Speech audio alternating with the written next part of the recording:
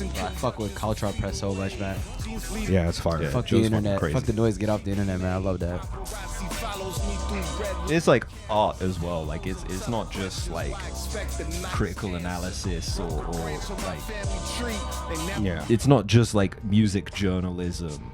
It's straight up like fucking supplementary artwork Yeah. that comes with because you don't get answers from a Caltrops press booklet. You get more questions. Yeah. You have to like really take your time and read over Joe's musings and kind of what he's trying to tell you with his work, and I think it can elucidate a lot about the work, at least from his perspective, but it's got like wonderful artistic value in its own right. So it's incredible stuff. Absolutely. I've actually never finished reading one of them all the way through because I always stop and be like, wow. So fucking dense. And then it's got quotations from other works, and you're like, you can get rabbit holed so easily reading a Caltrops press. Funny you say that. There you go. There we go. Oh, I'm gonna yo. pretend that was intentional. Welcome Secret House. back. You know Secret House. Tokyo-based hip-hop art and culture conversations, underground, independent, avant-garde, experimental, abstract, hip-hop conversations. Today we are all here together to talk about the new Defcee and Parallel Thought collaborative album called Other Blues. It is 13 songs, 36 minutes. It came out yesterday as we're recording this on June 6th, and yes, let's go into it. I've got a little bit of details here. It says the album was originally planned for release in 2022. That's when Defcee and Parallel Thought first connected, built on a mutual respect for each other's discographies. Defcee was fresh off the success of his Backwoods debut, Trapdoor, produced by Masai Music, super fire. And while Parallel Thought had just released The Wild End, their collaborative album with another Chicago legend, Tree. So yeah, we're getting into this one just now. We have discussed Defcee on the show a few times before. Right. The collaborative project he did with Crash Prez and Knows the Time, and also what else did we do? I mean, he's been featured on several different albums from some of our favorite artists and people we reviewed here.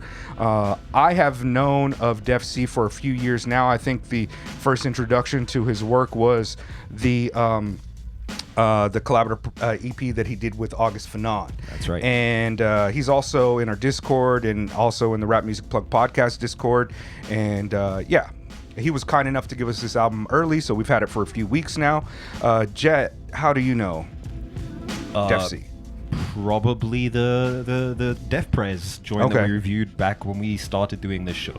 Okay, bet. And you, Deza? Yeah, the Discord. Through the Discord? Yeah. But have you listened to his music more than this album? I've heard the features like on Okay. August Fanon, but I haven't listened to his first album. I'm not gonna lie to you. Okay. But after listening to this album, I will definitely be checking out the first album he released through what is it? Backwards. Through Backwards. Oh yeah, that one's dope. I mean, he's got a few projects and they're all fucking phenomenal. Yeah. So yeah, let's get into the album. General thoughts. How do you guys want to? We've also got Parallel Thought beats in the background. We'll put on some of the tracks in a second. But yeah, who wants to go first? I want to appreciate the run from Chicago Famous all the way to Swoon.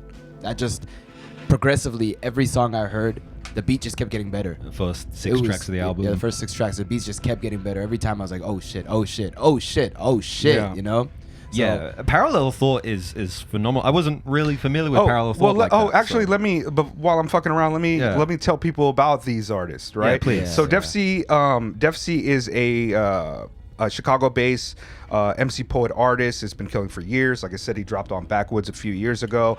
Parallel Thought is actually a producer beatmaker duo from New Jersey. Oh shit, really? Jeff Blacker and Adam Kalman, otherwise known as production duo Parallel Thought. They've been making hip hop shit since like 2001. They're based out of Freehold, I believe, New Jersey, and they've got like an extensive catalog with a lot of cats like Dell.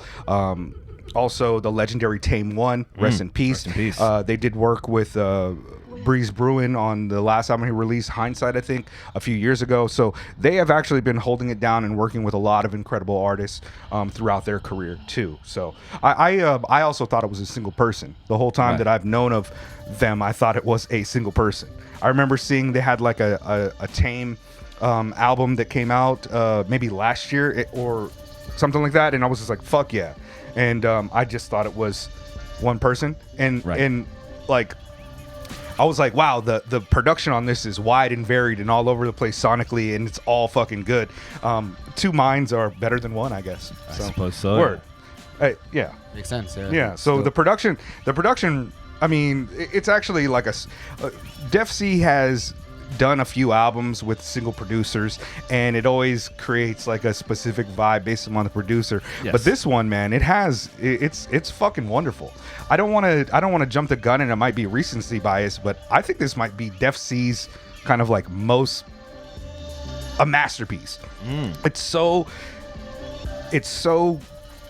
like concise and perfect. The production, the rhymes, the storytelling, it's all fucking amazing from start to finish. Like, I was thinking about what my favorite songs are on this album, and it was like, it depends on like what I want to do with it. Yeah. Like what part of the day. It's just a really good listen. I throw it on and it just goes through, and I'm like, the only thing to stop me is like, oh, I've got to hear Casket Races that last verse one more time again. Shit like that. Like, I'm always unlocking something new, and I didn't do a lot of like writing down bars, right? And I think that's actually like one of the best things about Defcee. The first thought every time I hear Defcee rhyme is like how fucking nice he is with it. Sounds very effortless. His flow is so fluid at times, it almost seems like prose.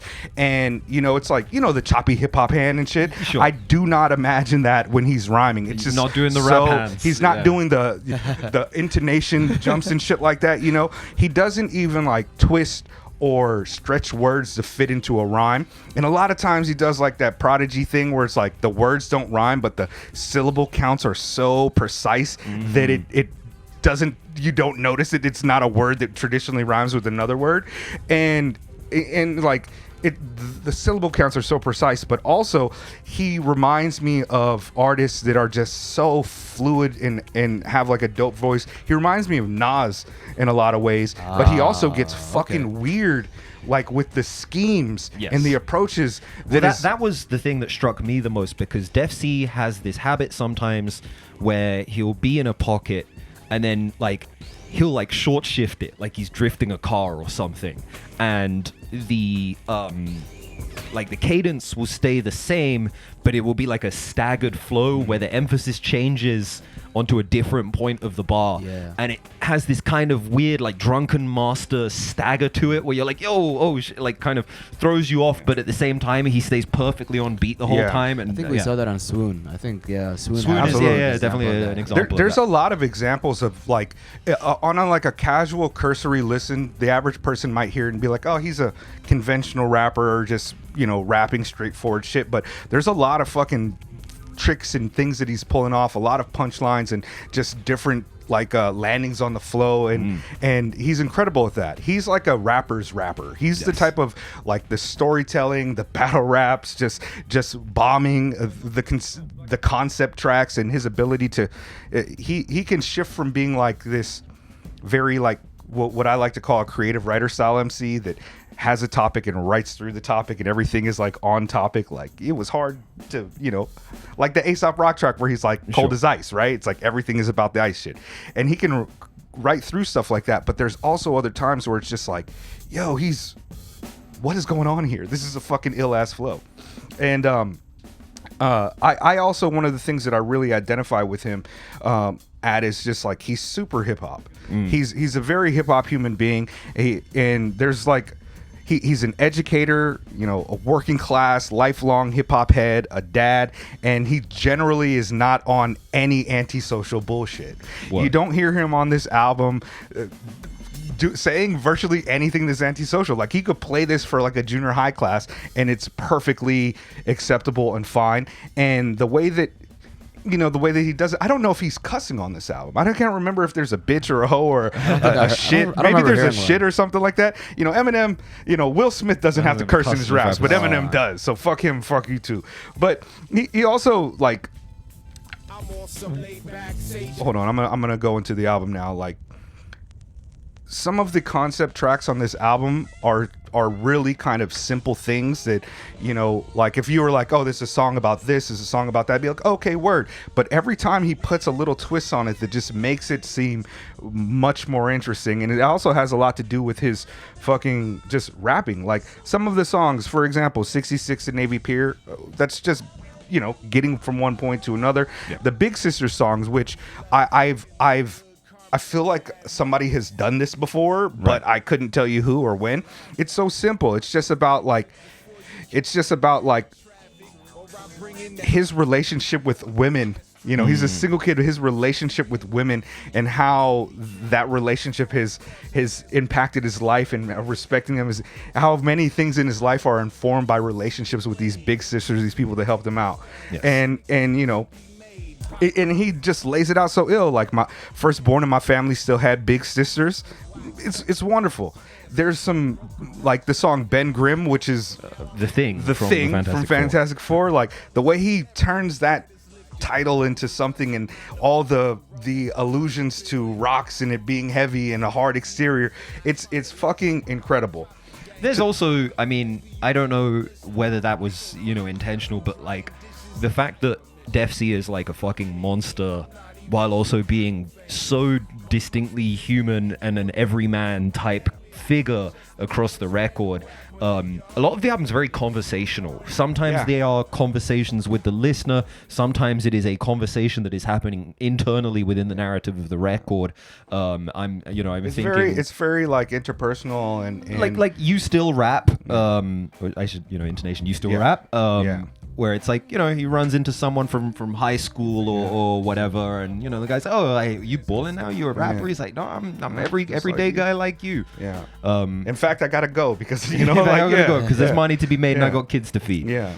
Mm-hmm. There's like even on Broke, you know, like that beat. Hold on. I love this beat. You still rap. That's a great beat. All the beats on this are actually Parallel Thoughts phenomenal. I was kind of, when I was like, oh, Defcee's got an album, I was knew it's coming out, and it was like Parallel Thought. I know that they're dope, but I was like, at that point, you know, Defcee had done a few different solo joints, and I was kind of hoping for like a mismatch of a bunch of different artists, but you know, the cohesion of this is fucking wonderful. And it starts off, this is very Chicago vibey. Shout out Chicago. But, I don't know, man. Like I think one of the biggest highlights on the album for me is Graduation Picture. Okay. So Graduation Picture, and this is, you know, maybe I'm going to be showing my ass to people in the comment section here. Is Lauryn Hill's MTV Unplugged good? Have I been misinformed? Am I wrong about this? Because I've listened to it and I didn't like it, and I think that's the general consensus, is that the Lauryn Hill MTV Unplugged is like a because mess. you're not from Chicago, bro. Maybe. Neither is Lauryn Hill though. Lauryn Hill's from Jersey, right? I mean, Kanye West sampled the Unplugged one, right? For All Falls Down. Kind of. Kind of. It's Selena Johnson re-recorded. Yeah. You know what I mean, though. But I was just fucking around. Sure. No, that song's incredible. I mean, that's like one of the more like, it's personal, although it's impersonal in the sense that, of course, there's a character at the core of it. Well, yeah, it's like it's a story, and it's so vivid and it's so dope and it's so emotionally impactful that I thought, you know, it's about a girl who her and her dad have this relationship. She eventually wants to become a music artist and a rapper. The dad wants her to stick to school and do these things, and the kind of conflict between those things and her growing up and graduating. And then I won't ruin the story, but at the end of this, like, this song, it was so vivid. I thought he was going to be like, and her name was known rapper. It was going to be like, oh shit, he told us a story about Rhapsody, or you know what I mean? Like, Bahamadia. But it was going to be some shit like that. But it's so fucking good, the writing on that song. I think part of that is just because Defcee himself, he's an educator, right? So I don't know if that helps him tap into that, you know, that real picture that he's painting. Yeah. He's so super vivid on so many of these tracks. It's amazing. Another one that I felt was like, oh my god, how are you like just the way that you are writing about this shit is so, the perspective switches on 66 Navy Pier, like how he's just pointing out these things, and oh man, it's fucking. I really wish I wrote more lyrics or had something more insightful to say about each individual tracks. But here if you want to scroll. Yeah. There's it's so many good lines. It's just line after line after line that are just like interesting and hold your attention. I think my favorite verse on the album is the casket races shit, bro. Like, first off, that beat is just hard as fuck. But his third verse on casket races, I was like, Jesus Christ, like. Hold on, I think it's like 220. I'm just gonna let that shit rock, right? Punchlines land like they're sparring partners of wicker men. Day I take a loss to them. Nancy Reagan rises up with the Republican living dead and then hits the chicken head. Iconoclastic, you not that. I knock who shot you in the drop top. License plate, Tupac back. Bro, the way he lands on that, like, you not that. I knock who shot you in the drop top. License plate, Tupac back.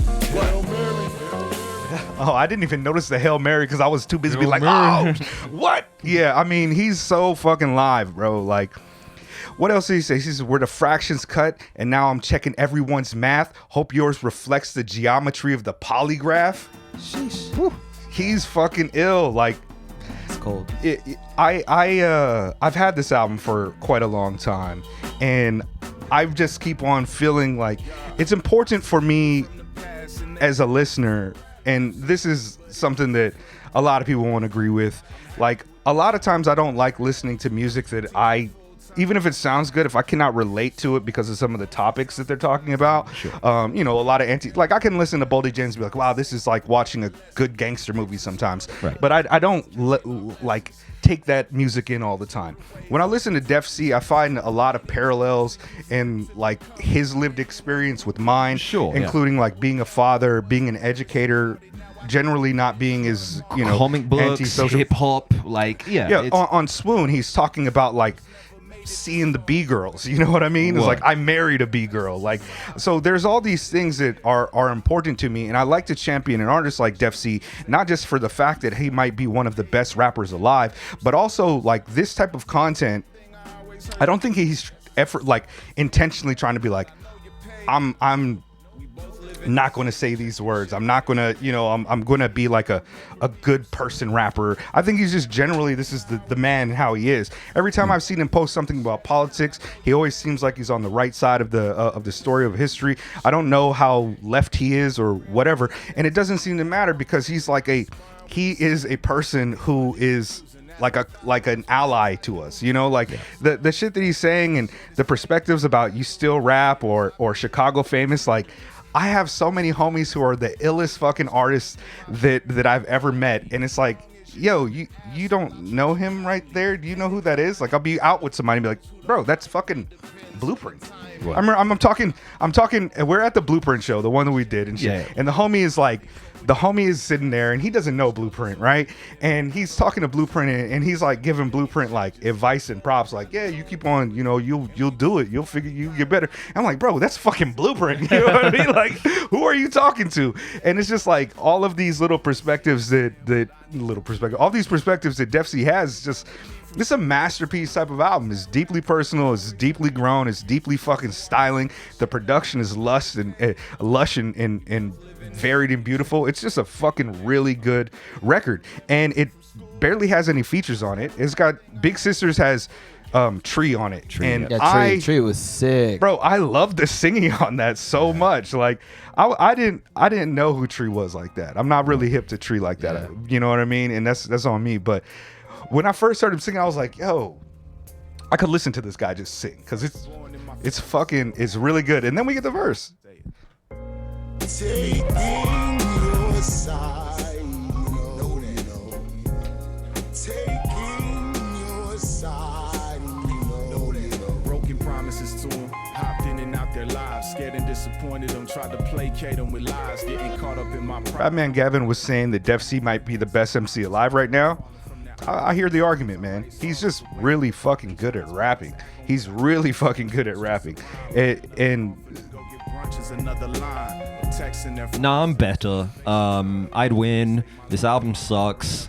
Flights to Tokyo are relatively cheap right now, I hear. So I retract my Defcee is statement. going to show I up. was gonna say imminent Ankle death in pick 3, 2. Yeah. It comes with like the big fucking Hulk hands, but they're Ben Grimm, they're thing hands. The thing, yeah. But also on this album too, another feature. There is a bonus track, a bonus digital track, but another feature is by feature killer, incredible MC himself, one of the best out and one of the most interesting out, Fatboy Sharif. Sharif, yeah. And Sharif. Sigils is fucking, it's hard.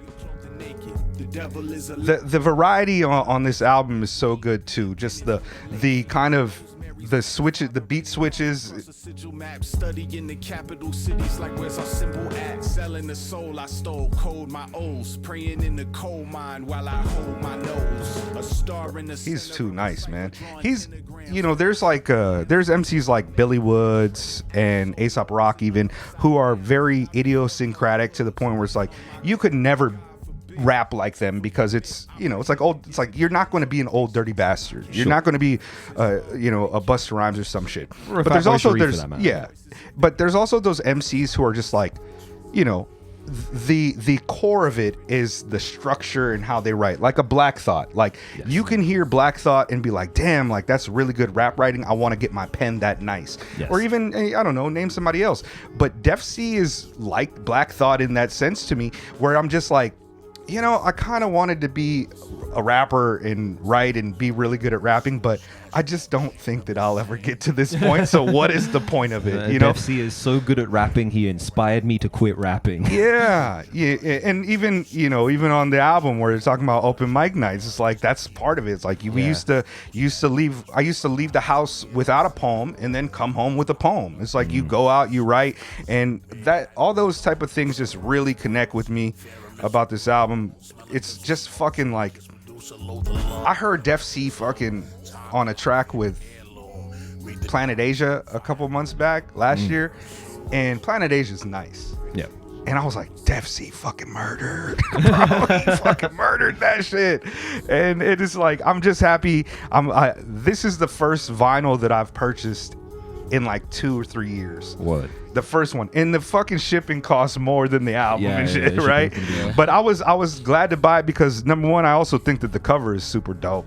I'm not cover's sure very who cool. is it. It reminds me of It's some photographer that's well known, I believe. I can well believe that. Yeah. Um, Or maybe it's like an art installation plus photographer. I'm not sure. there's like a Japanese band I like a lot who have very, very like similar vibes. Kirinji, right? Yeah, Kirinji, yeah. Like yeah. Kirinji have some Yeah, covers that is- that yeah. have a very parallel Yeah. to this one. But this is, listen to that beat, bro. Like, Okay, Tommy, tough guy. I'm sure you really would have. Tommy Tough Guy. After hog tying all the bouncers, that's Big Cap, Weird Flex. Whoever tried to convince a teenager to write a poem in the first month of a 20-year stretch, I thought not. So you don't know what hopelessness looks like just because you caught those long looks on the wrong block. Sometimes doves cry when it snows in April and we keep the vault locked. Hey, Prince reference. Dark thoughts like I'd be lying if I said I never smiled at the idea of someone I reviled turning up dead. They're all still alive because I'm accountable. But mostly it's cause I'm just a coward, like those who call their lives real sin. yeah, he's fucking ill, bro. Like, Videos of them. I've got a friend who's currently working on an album where you have these themes of like memory and nostalgia and you know, this sort of looking back at the past. And what a great template to draw from sonically. You know, you have a lot of that similar kind of nostalgia and sort of memory and a kind of a betrayal of memory that you see in there as well, where it's like, you know, sometimes the fiction of the past doesn't resemble what the past actually looks like. But yeah, I mean, when the rapping is this good, like the bonus track, Roadwork. yeah, and it also features it's another feature with Swab Seva, who I'm also not familiar with. I'll be off on some shit sometimes. Sometimes I'll be disappointed how I don't know an artist and shit, but yeah, it's just really fucking good. You guys got, who would you recommend this album to? What kind of listener would you recommend this album to? I My recommend nephew's some- a little too gangster for this. Both of my nephews too gangster for this. But like, I think I could I think I could give this to a person who likes like an older J. Cole fan, and they will appreciate the craftsmanship and the clear, concise storytelling and things of that nature. If this album had come out in 2022 as originally intended, I would recommend it to my friend Deza. I was gonna say I would recommend it to myself too. Funny enough. Yeah. I think I think this hit's good for people who are fans of the rappers, the writers, the writers, favorite rappers, favorite rapper types, the writers, for sure. And not necessarily those who are tapping in for like a punchline fucking show, but people that appreciate all of the poetic good fundamentals, devices, good poetry, good good flows, good delivery. Yeah.